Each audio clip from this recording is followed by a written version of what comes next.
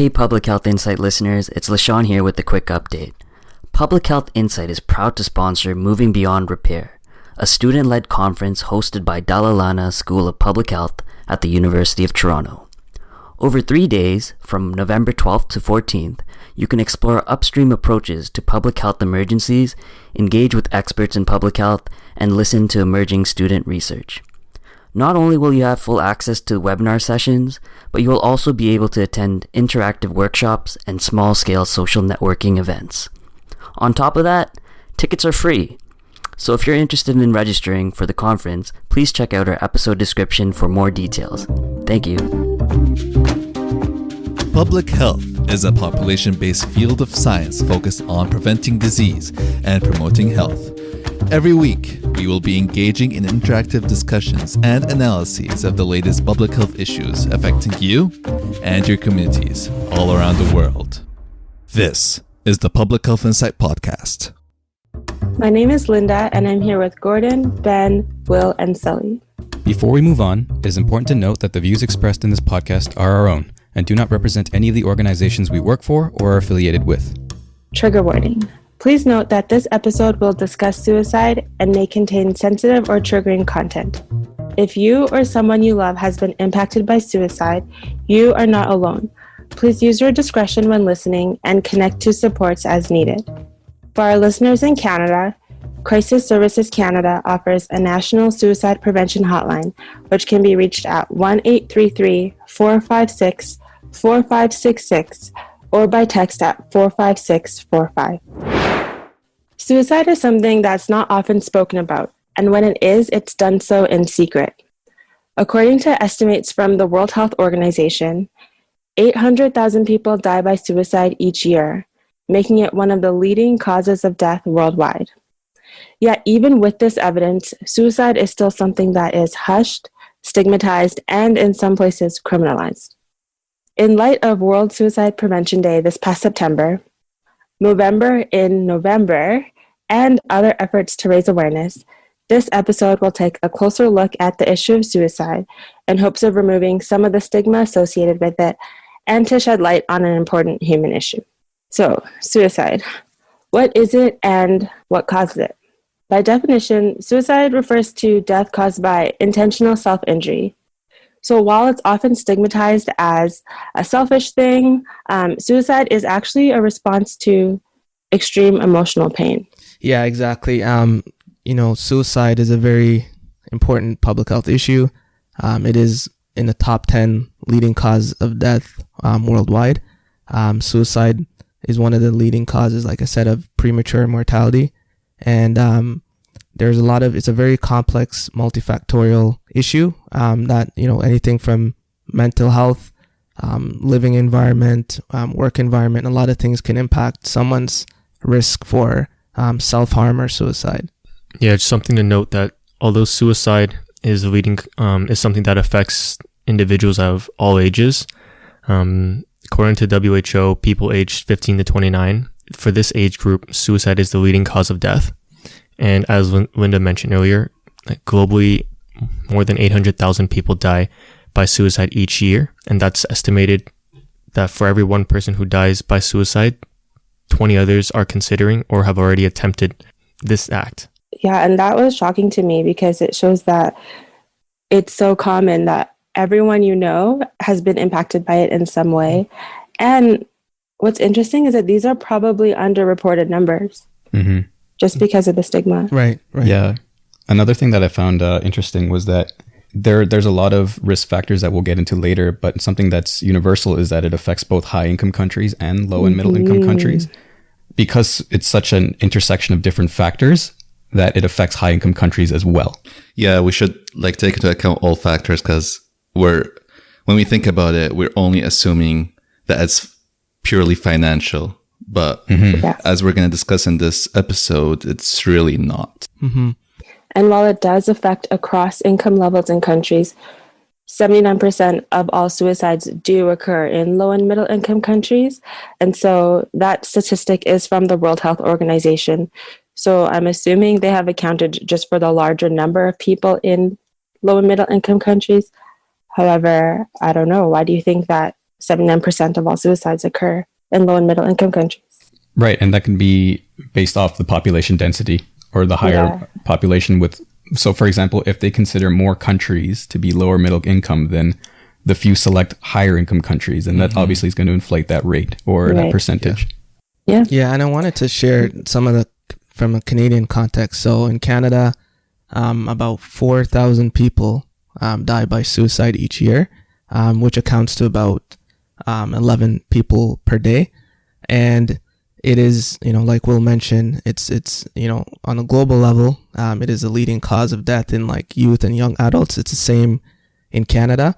But one important thing I wanted to highlight is so in terms of gender differences, in that age group, females tend to experience more self-harm or intentional injuries that require hospitalization than males. But males disproportionately overrepresented in the number of suicide deaths, up to 3 times higher in some age groups, more than women. So it just shows that we're going to get into it a little bit later, the different means that people choose to, attempt suicide, whether it's medication, which tends to be the method of choice for females versus more lethal means like guns or knives for males. So that's probably why, males, whenever they attempt, it's more lethal. So then they have a lower rate of even surviving a hospital visit. So I just wanted to emphasize that as well. And in Canada, to the point of suicide being a very important issue that's not spoken about enough, according to the Public Health Agency of Canada, 1 in 9 or 1 in every 10 person over their lifetime will have some thoughts of suicide. So it just goes to show how prevalent it is. And then 4% over their life course will attempt suicide. So it's a lot. We don't talk about it a lot, and there's a lot of shame involved, and we want to attempt to minimize the stigma associated with talking about suicide. And it's important to highlight, so Gordon, thank you for bringing that up. When we talk about suicide, it's also including suicidal ideation and self-harm. And like you were saying, it's so common for people to have thoughts of suicide, but 1 in 10 people. And so if we can normalize that and say, you know what, that's a human thing, let's talk about it. If it gets to a point where it's impacting your day-to-day life, like let's see how we can get access to treatment. Like that's something that I think is a conversation that needs to be had more often, for sure. Yeah, I think before we continue with our discussion, it would be helpful that we kind of go over some of the language and terminology when discussing this topic, because oftentimes, as with any topic, kind of the language that's commonly used might not necessarily be what's the preferred or the appropriate language. And I think when talking about suicide as well, there's certain language that we need to make sure we kind of share with our listeners, but also in our own lives we start using this correct terminology just to respect the individuals. Right. And in the past, people have used language that has increased stigma, and whether intentional or unintentional. And so terms like committed suicide, for example, like that's come to be accepted as something we should avoid using, because it kind of implies that something is criminal, that suicide is criminal, or that it's like a sinful action that you're committing. Right. And that's actually, from my reading, that's like an artifact, because at one point, acts of, if someone died by suicide, that was a criminal act. So I think it's one thing that kind of lingered in language and never really transitioned from decriminalizing dying by suicide. And in some places it is still criminalized. So it reflects why we still have that language. But the more preferred term to use instead is to say someone died by suicide. So the term committed suicide was previously used because there were laws in place. I'm not sure how you would prosecute someone who died by suicide. I'm not sure if their family was liable, but it was considered a criminal offense. So that's what we mean by criminalize. The terminology was intended to criminalize, but now that it's no longer a criminal offense in a lot of countries, then the term committed suicide is no longer appropriate to use. I think this is referring to like it was a criminal offense. And this is why the whole stigma exists, right?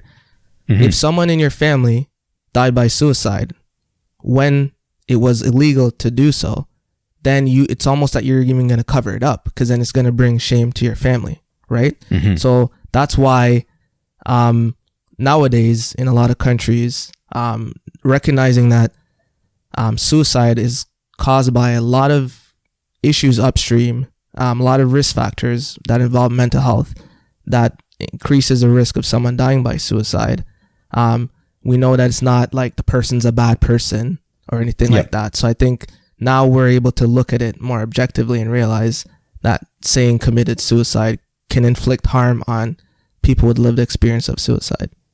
Mm-hmm. And I guess when you criminalize something, then it removes that ability to intervene, to ask for help, because you don't want to be seen mm-hmm. as a bad person. Mm-hmm. Mm-hmm. And that brings us to the unsuccessful versus successful language, right? So this is all kinds of problematic, though, because right, you know, a suicide is not something that it's not about success right. or failure mm-hmm. or it's someone in pain, right? So and it switches it. So successful in this case is bad, and then failure mm-hmm. is good. But then that's not how we look at, like, you just call it an attempt. You know, there's no need to get into if it's successful positive, or not. Negative, right. Right. If the person died by suicide, it's died by suicide. If it was a non-fatal attempt, then it's just attempt. And I think that goes into the history of the language in its relation to crime. For example, committing murder. They unsuccessfully committed murder, or they successfully committed murder, and that language has had it grouped in the same way. Mm-hmm.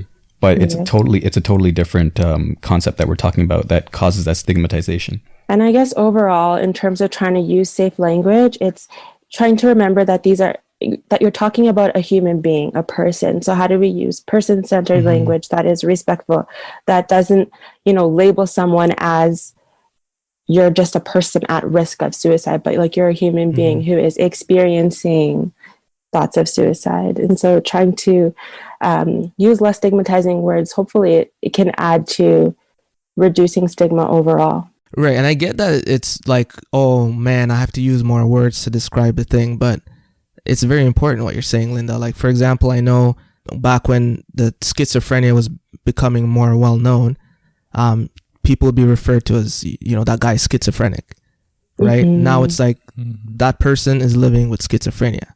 They separate the person from the condition. So that goes into the argument that we're making to speak about things in a more humanizing way. Oh yeah, great point. Separating the person from the condition. That's something that we definitely struggle with a lot in our society in general. We try to label people by conditions that they may be experiencing. Absolutely. And also, when something is wrong with someone, we always assume personal reasons as to what's wrong with them versus understanding the social or other factors. And we're going to get into that too. So we've kind of touched on these things already, but why do you think there is such stigma associated with suicide? I think religion has a huge part to do with it. Personally, being raised as a Roman Catholic, suicide is very much frowned upon, and it's an instant sin where you're going to hell. So it's very much stigmatized in that way.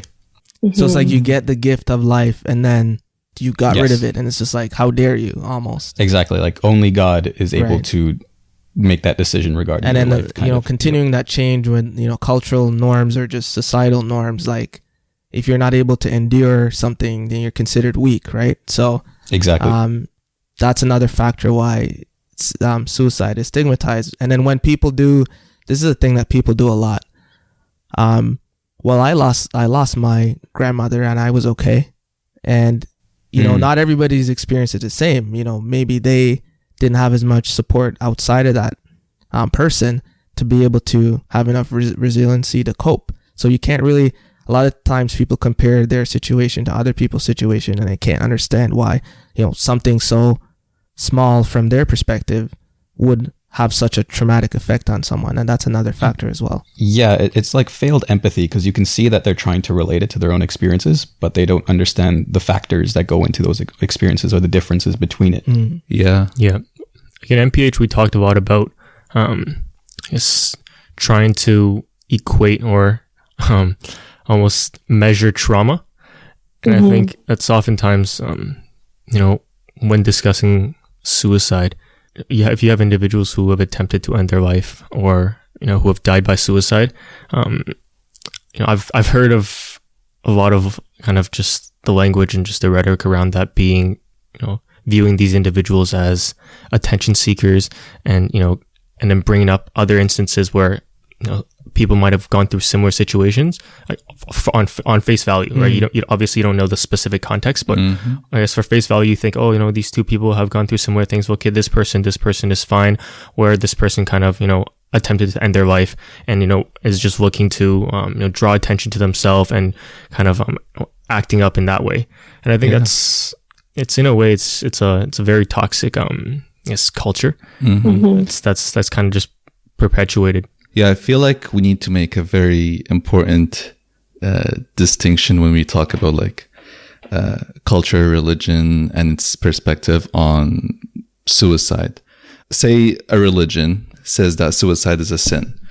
The problem is that when people like it can still be a sin in the religion. The problem is that when people see it as a sin, and then because of that, they stigmatize against the person who is considering it and refusing to help them because of that. So again, not separating the person from the condition. They lump the two. Exactly. Also, going back to Will's point with, the language that is used, the media also has a responsibility as well, right? There's a lot of, in terms of best practices, you have to be careful about how you talk about suicide. So not only showing examples where, people died by suicide, but also talking about success stories and stories of strengths and building resiliency, right? We often see a lot of times when things go wrong, but we don't hear about the people that, I don't want to say have overcome, because it's a lifelong struggle and journey to get well again, but those people that are still able and they're around to continue fighting. So we also have to highlight those stories to make sure people know that there is hope at the end of the tunnel if they access the supports that they need. Yeah, that's a very good tangent. I think especially talking about the role of media and reporters, writers, people like that, or even just like the private sector. Gonna kind of just go off on that for a little bit. I think it's because it's very important that, especially when we're talking about health or public health related issues, having kind of people like reporters have a seat at the table.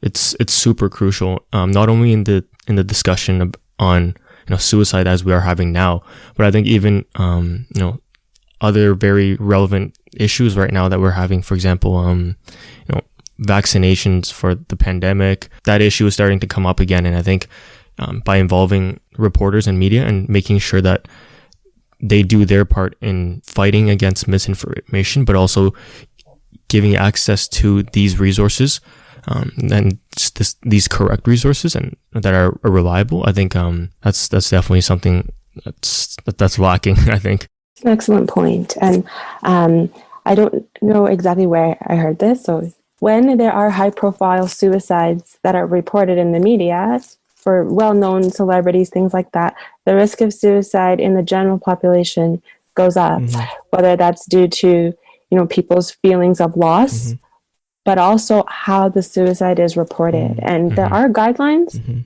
to ensure that people's well-being is kept in mind when these are reported, but how often are those guidelines followed? And so that's something we can talk about when we get into prevention as well. Yeah, that's a great point. I've definitely seen, I feel like we probably talked about this during our LT last year, but I've definitely heard that before. It's the idea of having, when celebrities or well-known people, especially people who have, influence or have a lot of following, if they've died by suicide, you see kind of like the rates almost increase. Like a ripple effect. Yeah. It's like a copycat kind of effect where people who are experiencing those feelings now believe I guess it's an appropriate way to take out, right? It kind of, so we're trying to normalize talking and expressing feelings of suicide, or suicide thoughts. And then sometimes, whether it's intentional or unintentional, the media can normalize suicide as an answer for pain, right? That's what happens when, Anthony Bourdain, it's like, okay, if you go through a lot, even the celebrities do it too, so you can do it, but it sends the wrong message. So there just has to be tender love and care when reporting on any high profile suicide case. The reporters have a responsibility to ensure that, and to be fair, I did see during the coverage of that there was a lot of reference to where you can access supports, but that's not always the case. Right. When we look at the risk factors, whether it be financial or social support, and then they see these VIPs dying by suicide, even though they have these factors protecting them, that causes a sense of hopelessness with these individuals, where they might have that ripple effect for suicide. Can go the other way. This person has everything to live. Exactly. And then they still weren't able to persevere. So where does that leave me? Right. Well, let's look at some of those risk and protective factors and see how suicide can be prevented. So age, as Will mentioned earlier, suicide is a leading cause of death for people aged 15 to 29 years. So that's the adolescent to adult years. But also, interestingly, for older adults, so 65 to 70 and up, the risk is high there too. And that could be due to things like reduced quality of life due to illness or isolation, people around you passing away because they are also getting older in years. And I think that's an overlooked issue, older adults and suicide risk. My initial reactions to those two categories is I guess my initial reactions are it's interesting because if you look at it, those the younger and the older are in the, I guess, the society are the two most vulnerable populations, right? You have those individuals who haven't yet reached the age of majority, who don't actually have a lot of autonomy, and then you also have the older adults who are oftentimes sick with a lot of other health conditions and aren't able to oftentimes care for themselves. So I think it's interesting to see how the two of the most vulnerable segments of the population, age-wise, are heavily affected by suicide. Yeah, another thing I wanted to touch on too is 9 out of 10 people who died by suicide had some previous issues with mental health, right? So it just goes to show how big of, mental wellness, how much of a protective factor it is, right? Not to say that, we know that most people with mental health issues do not attempt suicide. So it's not like a one-to-one relationship, but it's important to know that it is a risk factor. And I also wanted to highlight too as well, that 8 out of every 10 people who died by suicide gave some indications of their intention to do so.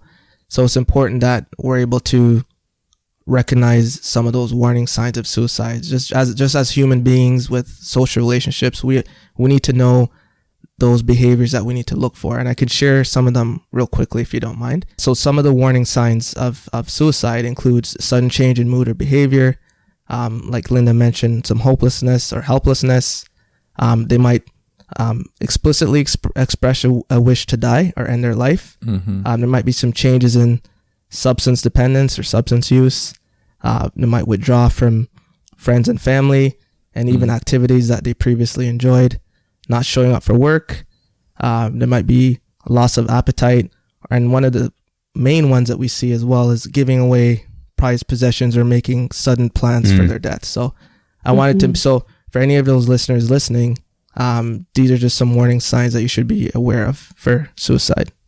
Have those warning sign guidelines evolved in the advent of social media and how people project themselves on social media? Point. Yeah, so that's a good question. I'm not sure if I can answer it, but I know back on the topic of risk factors, bullying and cyberbullying is actually another risk factor for negative mental health and a risk factor for suicide. Yeah. So I'm not sure how that presents itself with these warning signs being displayed through social media. There have been cases where people have shared disturbing, potentially concerning is the right word, concerning things on their social media, and people have reached out to help, and that seems to have been successful. But I'm not sure how. That's a good question. How these evolve with social media and sharing information. Yeah, because I agree. I think sharing disturbing information is one of them, but also like extreme withdrawal, but not in the sense of like, you know, someone just stops using social media, but like, for example, if someone has an Instagram profile and they just suddenly delete everything on their account, you know, change it up, like it's a very drastic change in behavior. Is that a warning sign? But also, you know what too, Ben, like while we're on the topic, like how has COVID-19 kind of changed everything? Like, you don't know if I'm withdrawing because everyone's saying physical or social distance. So we don't hang out as much anymore, not because I'm just ignoring your phone calls, because we're not allowed. So how do we even measure, what's our new baseline to measure things against, right? What's our new baseline to measure how people have changed their behavior? Is it because of the pandemic, or is it because they're going through something internal? That's something that's difficult. And I guess more than trying to assume or read people's minds, especially with COVID, when we just don't know what's going on, like reach out, ask questions.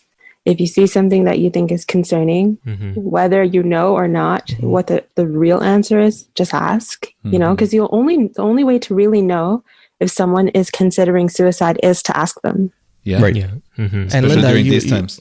Like, and there is a misconception that even growing up, like asking the question plants the idea in the person's head. Yeah. And we know from research that is actually not true. It's actually, there are more positive outcomes that to come from that, providing the person being confided in, actively listens and connects them to someone who can help. So the only way you're gonna know if someone needs help, I mean, sure, we hope that someone would just tell you that, hey, I'm thinking about suicide. That's just not the case. It's not we don't live in a society where someone feels comfortable to come up to someone and say it. So we have to let them know that there's a safe space by asking a question. Yeah, and it comes back to saying that physical isolation is not social isolation. It's not the same. Yes. So you have keep talking with each other, keep the communication channels open. It's very important. What other protective factors are there besides communication? Well, I'll talk. Actually, I'm glad you brought that up, because I work at the health unit where I have to do a lot of research on suicide prevention, and we had our Suicide Prevention Awareness Month in September. And one of the biggest things that we found was, I can't remember the researcher's name, but essentially they did a study that found that the number of suicide deaths in the US and Canada were very strongly associated with the unemployment rate, right? So in a way that an increase in the unemployment rate of 1% corresponded to a 1% increase in the number of suicide deaths. So if you kind of reverse engineer that, Ben, job security, income, and, not being in poverty can be protective factors against suicide. Absolutely. And that's more from an upstream perspective. And I think often prevention efforts don't include those types of interventions, probably because they're harder to do. You need more government support for that. But from a more downstream perspective, other protective factors include things like being involved in the community, so volunteering, sports, or having just strong, meaningful relationships with other people who you can lean on in difficult circumstances as well.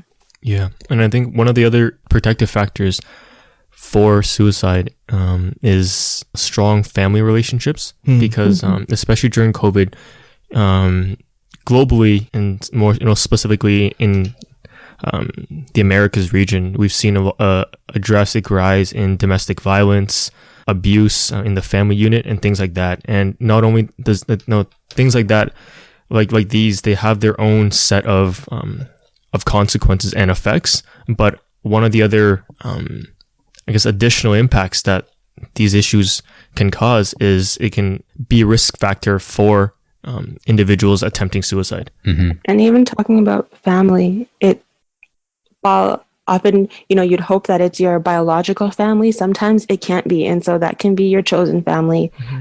Whoever is a safe person in your life, that can be your family. So, yeah. One nuance that I found was really interesting was religion is also a protective factor. Yeah. And I know that we mentioned earlier that religion could be a cause of the stigmatization.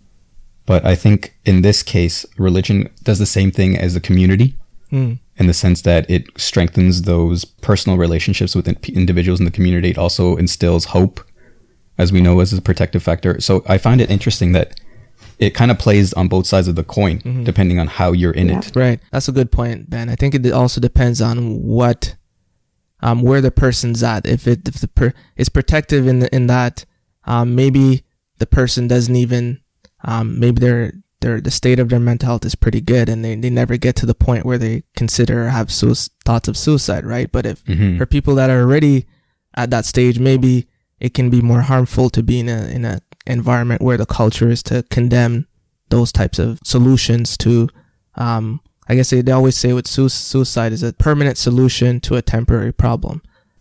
So in those cases, it might be more harmful. So I guess it depends on what stage the person is on the spectrum, I guess. I would disagree a little with that, though. I think because, anyway, this is anecdotal, so, I don't know what the most objective type of evidence is, but just experiences that I have had or that people I am close to have had. Oh, just to clarify, which part you disagree with? Saying that if someone is in a more extreme crisis, that religion could be more negative. No, not an absolute. Just the fact that we were confused on whether, why isn't in some cases it might seem protective, why some cases it might be a risk factor. But yeah, continue. Just to speak on that first part, I think it's more what Sully was saying with religion and culture. Is it that how people are perceiving it, or is it the religion and culture itself? When people are in extreme crisis situations, if they may not feel comfortable turning to other people because it's like, this is so difficult, it's so hard to deal with, having a religion to fall back on is like, when you're at that very bottom place, knowing you have religion is something that, I can't turn to anybody else. This is my most, darkest state of crisis, but I have my faith to lean on. And so it depends on, I think, people's experiences of religion. Because like you're saying, Gordon, sometimes if it's very judgmental, you would never want to bring this issue there, the issue of suicide, to religion. But I have seen for some people, religion has been the only thing that's helped them. Yeah, it gives you even sense of faith and purpose and community, right? So when you look at even sports, volunteering in the community, religion, what are some commonalities with those? It's just a sense of purpose, a sense of community, which belonging. Is right. So it's less about the actual, whether it's religion or sports, but what is it about these things that have a protective effect against suicide? And I think it's probably the connection to people, sense of belonging, having a purpose, a meaning in life. Because we talked about one of the risk factors for suicide is hopelessness and helplessness. So if you address those directly through whether it be religion or sports or volunteering, humanitarian stuff, you might get a sense of purpose and community that protects against it. And speaking of all these risk and protective factors, I think COVID presents a good example of just totally amplifying or even maybe in some cases eliminating risk and protective factors. And so because it's something that's on everyone's minds, I think it's a good place for us to explore just a bit of how COVID has impacted or can impact suicide. Yeah, just at the forefront of my mind is the social distancing versus social isolation. And we know that isolation is a risk factor for suicide. But as Sully mentioned, social distancing doesn't mean isolation. So I don't know, what do you guys think? On the one hand, it could be a risk factor, but on the other hand, it could promote more checking in on people, which could be a protective factor. Yeah, it's the way I'm thinking about it right now is one of two things can happen. Either you working 9 to 5 every day, going to work and probably maybe not coming back home, maybe working over hours. and you're not seeing your family much, you're not seeing your friends much, and then you're just going deeper and deeper into this isolation mentality. On the other hand, COVID may have brought you together with family, and now you're seeing each other more, and that's how like you're strengthening your social relationships with your family, with your friends, and it's protecting you that way. So yeah, another thing too, like goes back to the point of the association between unemployment and the number of suicides. So we know that a lot of people have lost their jobs as a result of COVID and lockdowns to businesses and workplaces. So that's going to create some economic stresses for individuals and families to deal with. And one in particular, middle-aged men, for example, have a very disproportionate high rate for deaths by suicide. So, and when you think of the age group of 45 to, maybe 64, that's kind of the middle to peak age for working, right? So if you think of a lot of these people have worked very hard to accumulate enough money to retire, and they may not be able to do so and support their families. And this is one of the major causes for why middle-aged men die by suicide, is because of these life stressors and changes when they get to middle age. So I imagine that COVID could exacerbate this, but like we talked about, all these risk factors don't act in isolation. They interact with each other, interact with protective factors. So you can have a family who's very supportive, and then they might still have a child that died by suicide, or you can have a child that comes from the worst environment possible who still is able to thrive in life. It's very complex, and there's no one single predictor, but there are factors that we need to be aware of. Looking at COVID and suicide from a higher level, just from like a high level lens, if you look at a lot of the risk factors that we talked about earlier, things like age, things like unemployment, etc. A common theme that you can draw from this is that often these risk factors are things that place individuals in positions of vulnerability. And so, even with COVID, I think COVID in itself is putting a lot of people in much more vulnerable positions. And when they are placed in these positions, it exacerbates the risk of attempting to commit suicide, attempting to end their life, and dying by suicide. And I think just the whole idea of just any sort of vulnerability in an individual's life could be a potential risk. And as we mentioned earlier, suicide is a multifactorial issue. So just the issue, I guess the idea of a risk, it can vary greatly. I guess overall COVID just kind of magnifies those existing vulnerabilities. Yeah, or even creates new ones, right? Like as Gordon said, with the unemployment, with the lack of social interactions. Yeah, it can create new ones or amplify existing vulnerabilities that might be caused by society, it might be caused by historical factors, etc. Yeah, I'm glad you mentioned creating vulnerabilities, because just bringing off some personal experiences is that from a healthcare perspective, I work at a cancer center hospital. A lot of the priority has been on containing COVID versus other aspects of cancer care. So that's caused a lot of people, for example, one of the things that happens is there's been a decrease in mental health services because there's been refunding towards COVID measures. And that also occurs in other hospitals, right? On the devil's advocate side to that is that because of COVID, after we've had a few months in it, we've also developed a lot of telehealth and distance-based programs that increase access to care. So you don't have to live in the same location as your care provider anymore. So there's a nuance to everything. And although COVID has amplified the worst, it has also brought in some positives due to our adoption of technology or distance-based programs. Thank you for listening to the Public Health Insight Podcast, your go-to space for informative conversations, inspiring community action. If you enjoy our content and would like to stay up to date, follow us on Instagram, Facebook, Twitter, and LinkedIn. To learn more about our community initiatives and how you can support us, visit our website at thepublichealthinsight.com. Join the PHI community, and let's make public health viral.